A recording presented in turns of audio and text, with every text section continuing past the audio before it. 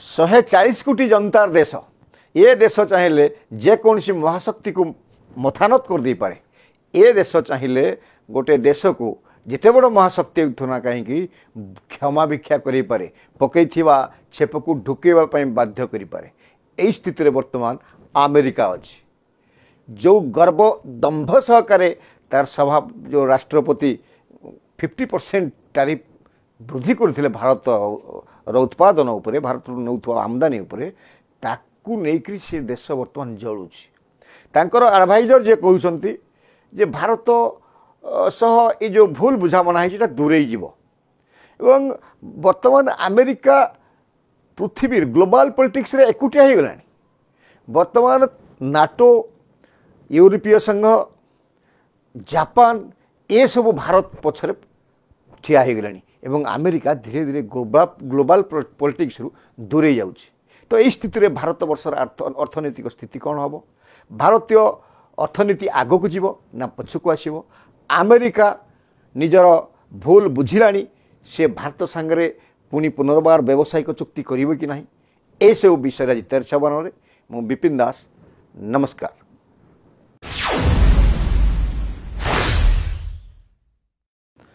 प्रिय दर्शक बंधु, जो former trade adviser Peter Navarro Donald Trump आम आप गोटे देखु अमेरिका चलुवा गोटे जो वीडियो जे से कहते यूक्रेन वार परे परे मोदी सह वार कर जो आमर डोनाल्ड ट्रम्प एवं डोनाल्ड ट्रम्प को अपहेंडेड नीति जो भारत सह एभलिया अवस्थाटा होइछि। एवं से कौन कहते ना पीएम एवं प्रेसिडेंट पीएम प्रधानमंत्री नरेंद्र मोदी एवं प्रेसिडेंट डोनाल्ड ट्रम्प ये जन दुई बंधु ये कौन होती पुणी गोटे आलोचना हम एवं संपर्क सुसंपर्क हम एवं बहुत जल्दी हम। ये जो दुई जन गणतंत्र राष्ट्र मुख्य एवं एमाने जननायक ये कम्युनिस्ट जो रशिया एवं चाइना सह भारत वर्षर संपर्क आदौ रहिबो नाही। ये निश्चित भावे एवं अमेरिका एवं भारत भितर गोटे सुसंपर्क आसीबो एवं जो भारतर सह स्वाभाविक संपर्क आसुची एवं एमती बारंबार कहीकि भारत को गोटे जो वर्तमान चलती टैरिफ युद्धरु भारत को किमती पुणी मने हेब ए व्यवस्था जो ट्रेड एडवाइजर पीटर नभारो कर कौन भावुं यहाँ डोनाल्ड ट्रम्प जान ना डोनाल्ड ट्रम्प कहीं फोन करते आम आप दृश्य देखा जर्मान रे कथा बाहरी जोटा कि परवर्ती जे फोन करते डोनाल्ड ट्रम्प 4 थर फोन कले किंतु गोटे विकासशील राष्ट्र प्रधानमंत्री रिसीव कले ना जो डोनाल्ड ट्रम्प फोन को सारा पृथ्वी अपेक्षा करुच्ची। केत डोनाल्ड ट्रम्प समस्त भयर थर रोचे कारण सर्वशक्तिमान आर्थिक शक्तिशाली सामरिक शक्तिशाली डोनाल्ड ट्रम्प कहले अमेरिका कहले सारा विश्व थरुची महाशक्ति तांको फोन को अवमानना रिसीव कले ना कौन छोटिया कथा भावुंट ये कथा जर्मान गोटे खबर कागज बाहर आम आप साइड देखा ये तो बाहर सारा पृथ्वी रे European country Russia America Pakistan सबुआड़े हेडलाइन गला जी रेस्पॉन्ड कले नहीं तापर डोनाल्ड ट्रम्प आसिक मोर कथा धमक दे आहरी बढ़ेबी बोली कही कितने मिछुआ ए ट्रम्प जस्ट जिते देखिले जो 24 घंटा भितर जिते जो टैरिफ वृद्धि है अमेरिकार अर्थनीति रसातल को पड़ेगा सारा पृथ्वी भारत वर्ष पछरे ठियागला। Bharat China Japan France German Britain ये समस्ते एग्रीमेंट कले आम फ्री ट्रेड करूँ आप भारत सांगे तो सेते बेले डोनाल्ड ट्रम्प को चेता फेरला खाली सारा पृथ्वी ग्लोबल से अनुभव कले जे अमेरिकार गुरुत्व कमी जाऊँगी अमेरिकार डॉलर मूल्य कमिज बट सामयिक भाव तो लाभान्वित हो सामयिक भाव में भारत निश्चित भाव में किसी क्षति हो किंतु अमेरिका जो भाया क्षति हो क्षति भारत होना कि आगामी दिन में हम ना। तो आम बड़ कथा ये आसूँ अमेरिका रो फोन को कहीं उठेले नहीं राष्ट्रपति फोन को नरेंद्र मोदी विकासशील राष्ट्र भिकारी राष्ट्र अमेरिकार राष्ट्रपति भावुले ये धमकई देवे भारतवर्ष को अमेरिका निश्चित भाव तार अर्थनीति ध्वंस करदेव तेणु भारत आम जहाँ कहवा से मानिज प्रिय दर्शक बंधु किंतु दूरदृष्टा नरेंद्र मोदी भारतर 140 कोटी जनतांकर शक्ति को मापी पारिथिले डोनाल्ड ट्रंपकर अदूरदृष्टिटा को मध्य मापिथिले एवं सेइथिपाई जेबेठू भारत पाकिस्तान युद्ध सरलाणी विभिन्न जो छोट छोट देश से जाऊले एवं वैदेशिक मंत्री एवं अन्य मंत्री को विभिन्न राष्ट्र को पठाऊले ये वैदेशिक नीति को स्पष्ट करने शक्त करने विभिन्न देश को जाकरी व्यावसायिक संपर्क वृद्धि करुले जार परिणाम वर्तमान भारत अनुभव करुच्ची एवं बैकफुट को जाऊँगी अमेरिका जितेबाला यहाँ बंद कर दिगला जो टैरिफ वृद्धि है सेते क्षति कहार हो अवश्य मेडिसिनटा सस्तार मिलूँ एबे भी मेडिसिन उपरे टैरिफ वृद्धि करना डोनाल्ड ट्रंप आउ सब जोड़ाक आवश्यक से गुड़ाक टैरिफ वृद्धि कर प्रिय दर्शक बंधु गोटे सार्ट को अमेरिका जो $20 किणुला बर्तमान $50 बढ़ीगला टेक्सटाइल उपर बढ़ी तो 70 टंका हम ए 70 टंका कौन भारत दब ए 70 टंकाटा अमेरिकीय नागरिकटी दब तांको सरकार को दब यार क्षति कार हम नागरिकर क्षति हम एवं सरकार को प्रश्न कर 20 टंकाटा हठात 70 टंका वृद्धि है जन असंतोष वृद्धि हम जदि भारत एवं अमेरिका भितर जो टसल चलानी जदि अन्य आड़े मार्केटिंग खोजी पारा मेडिसिन जमी रशिया कौच आमको मेडिसिन दियो चाइना कौच आमको मेडिसिन दियो फ्रांस कौच आमको मेडिसिन दियो यूरोपीय संघ कौच आमको मेडिसिन दियो जदि ये मार्केट से गला मेडिसिन ताल तो अमेरिका को मेडिसिन जीव ना जोटा नरेंद्र मोदी आरंभ कले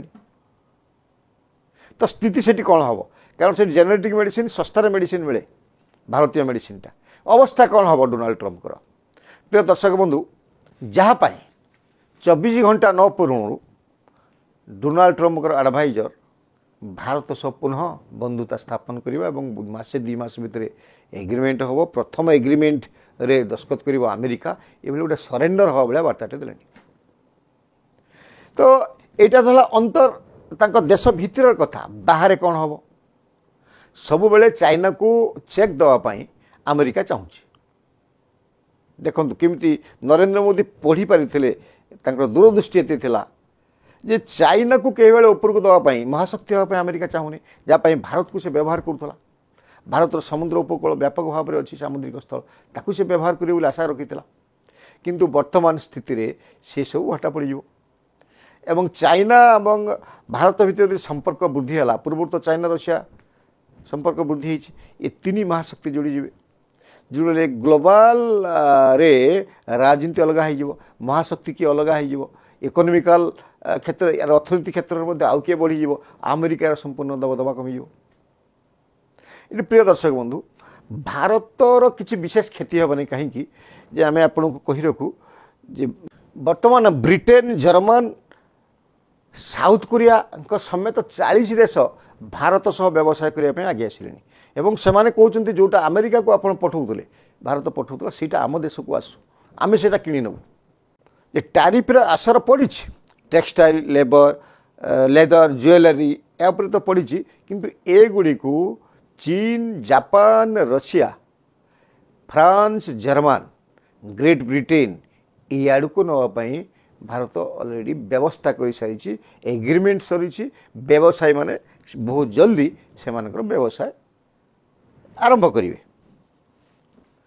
तो सारा ये जो भारत को लेकर जो व्यवस्था जो भाई भाव में अमेरिका बैकफुट को जाऊँगी यार फॉरेन पॉलिसी धीरे धीरे कलंक मुक्त हो फिजी गोटे राष्ट्र छोटिया राष्ट्र से सामना को आसला भारत पछर ठिया होगी एमती से कहे जो ब्रिक्स जो 100 रु ऊर्ध्व देश अच्छा एमाने एकजुट हूँ अमेरिकार दादागिरी बंद हम और आमे माने आमर प्रोडक्ट को आमे आम भितर बिकवा अमेरिका को जीवानी जदि यहाँ है कौन हम अमेरिकार अवस्था एवं ग्लोबल इकोनॉमी रे कौन प्रभाव पड़ो अमेरिका कौटिकी जीव ए कथा नरेंद्र मोदी बेस पढ़ी पारी जहाँपाई फोन उठे नहीं डोनाल्ड ट्रंप खाली से नुहे ये जो नुआ मार्केट पाइला भारत ଏବଂ ଆମେରିକା ଗୋଟେ ଯେ ବିଶ୍ୱାସ କରାଯାଇପାରିବ ନାହିଁ, ଅବିଶ୍ୱାସୀ ରାଷ୍ଟ୍ର, ଏଭଳି ବାର୍ତ୍ତାଟେ ମଧ୍ୟ ସାରା ପୃଥିବୀକୁ ଯାଉଛି।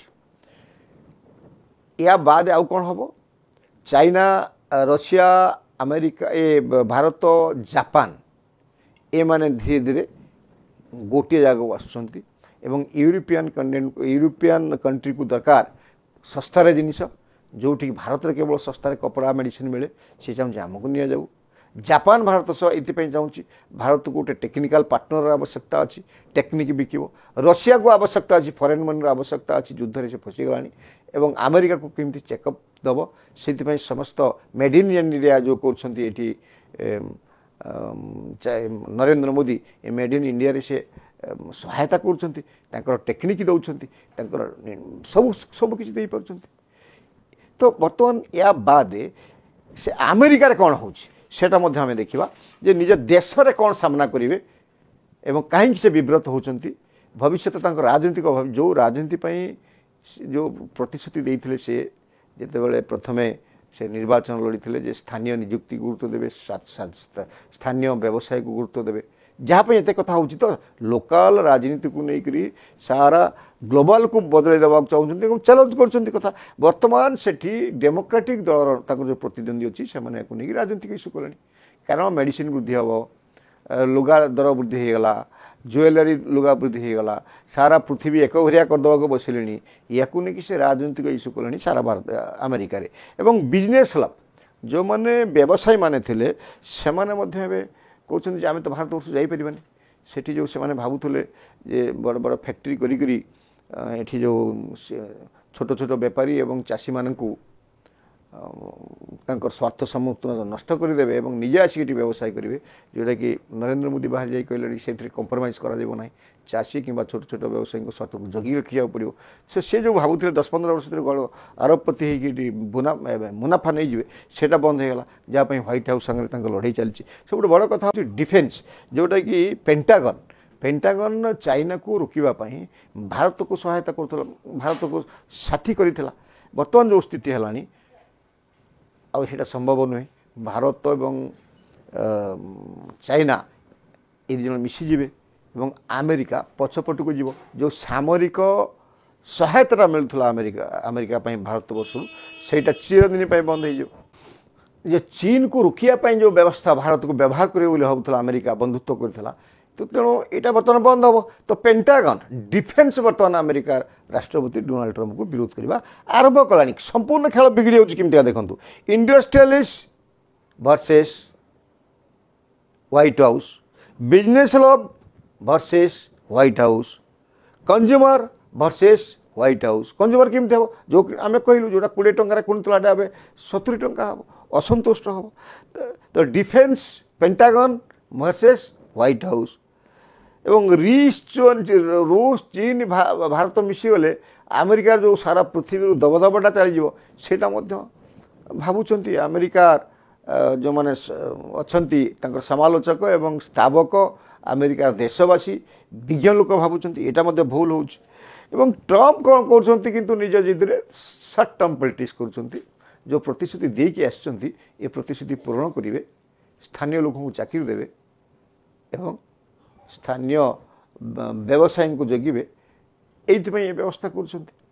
କାରଣ ସେ ଜାଣୁଛନ୍ତି ଭାରତୀୟମାନେ ଏଠି ଚାକିରି କରିଯାଉଛନ୍ତି, ସେମାନେ ବିଶ୍ୱସନୀୟ ହେଉଛନ୍ତି, ବହୁତ କାମ କରୁଛନ୍ତି, ଶିଳ୍ପପତିମାନେ ତାଙ୍କୁ ନିଯୁକ୍ତି ଦେଉଛନ୍ତି, ୟାକୁ ଗୋଟେ ବ୍ରେକ୍ କରିବେ। ଯେଉଁ ସର୍ଟ ଟର୍ମ ପଲିଟିକ୍ସ ଲାଗି ସାରା ବିଶ୍ୱରୁ ଆମେରିକାର ଦବଦବାଟା ନଷ୍ଟ ହେବାକୁ ଯାଉଛି ଏବଂ ନିଜର ଅର୍ଥନୀତି ମଧ୍ୟ ବିପଦ ଆଡ଼କୁ ମୁହଁଇଛି।